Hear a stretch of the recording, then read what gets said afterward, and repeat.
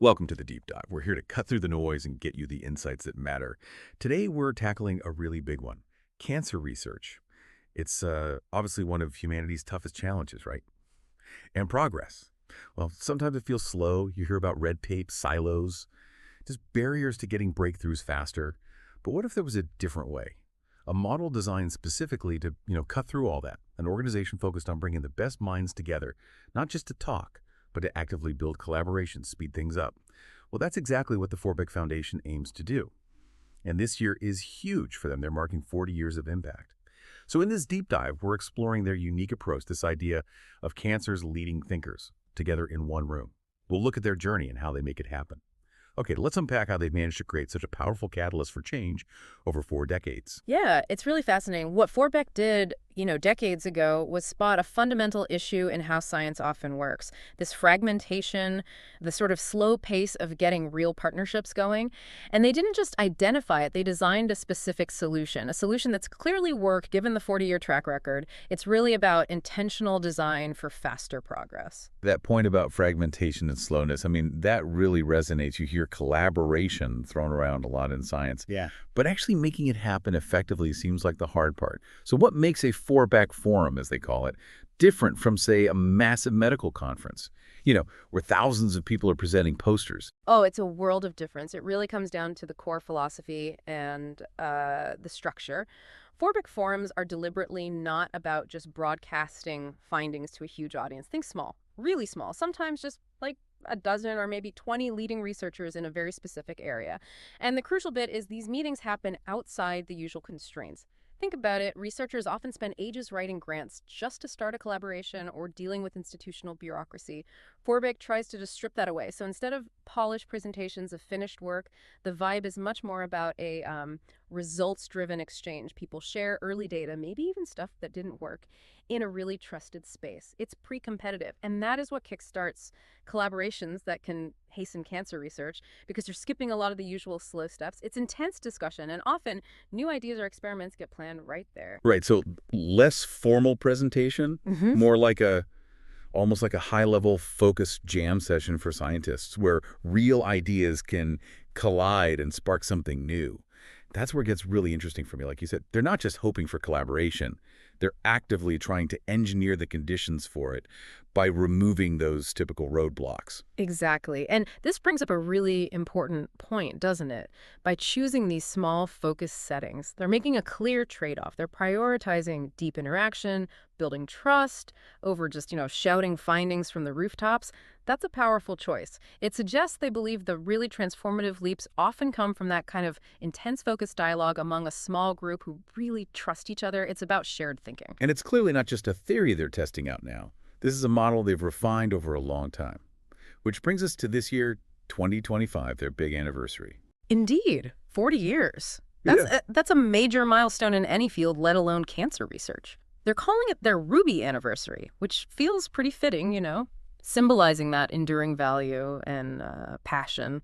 And they officially launched the year's celebrations back on January 22nd with a special webinar, an inaugural State of the Forbeck Foundation event. Okay, and who was involved in that kickoff? I imagine for a 40th, they brought in some significant names. What was the tone? Oh, absolutely. It was moderated by their executive director, Jamie Collins.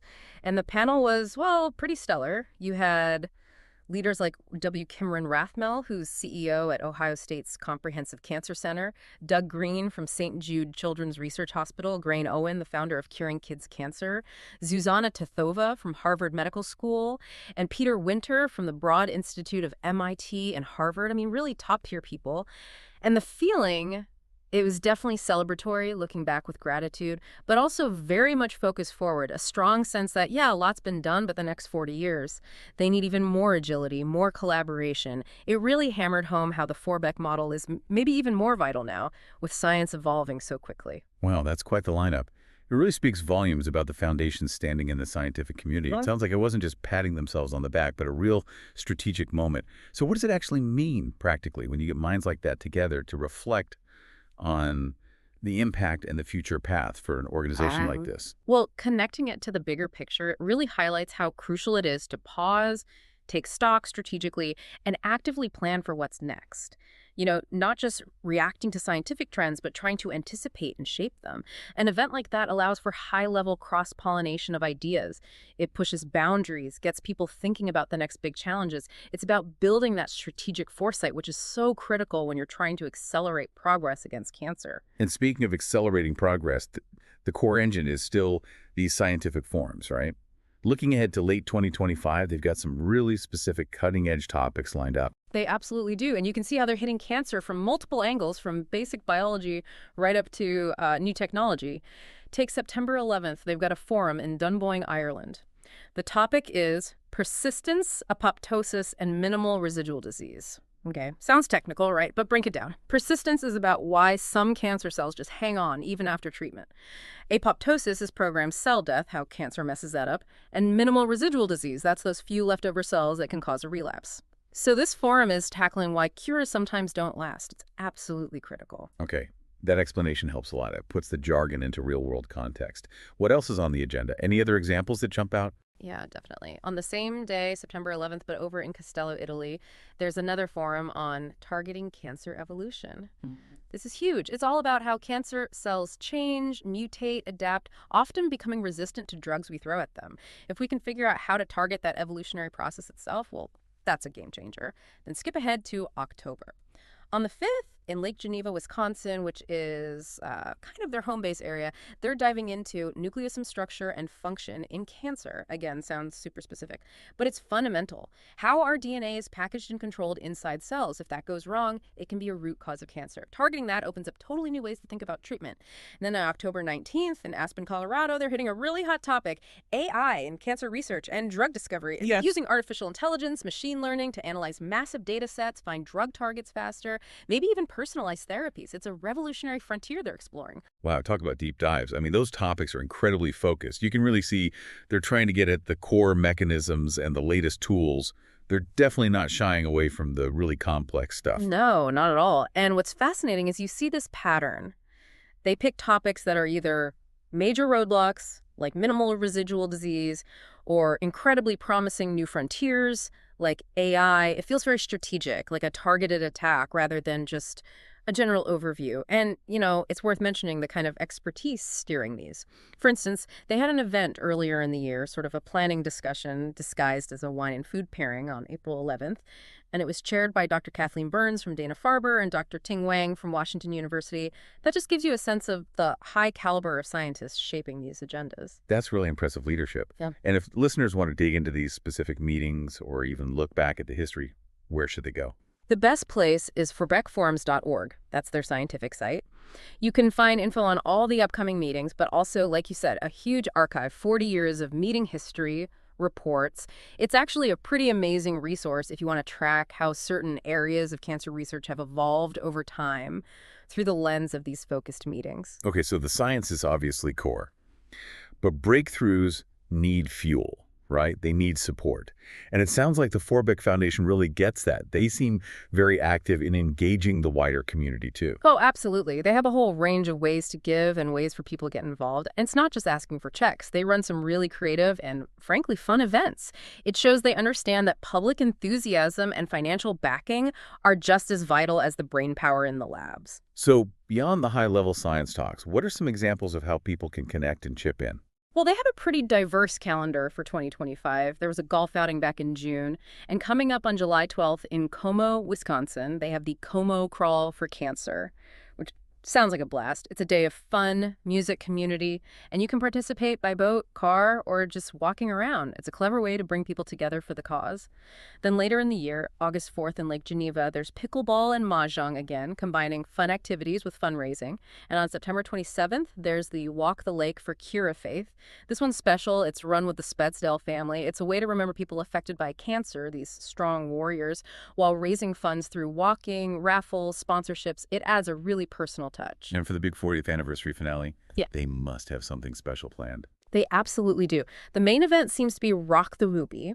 It's happening October 4th, tied in with their well-known Blue Jean Ball, held at the Lake Geneva Country Club. They're billing it as this unforgettable night, celebrating the 4 decades, innovation, hope, collaboration.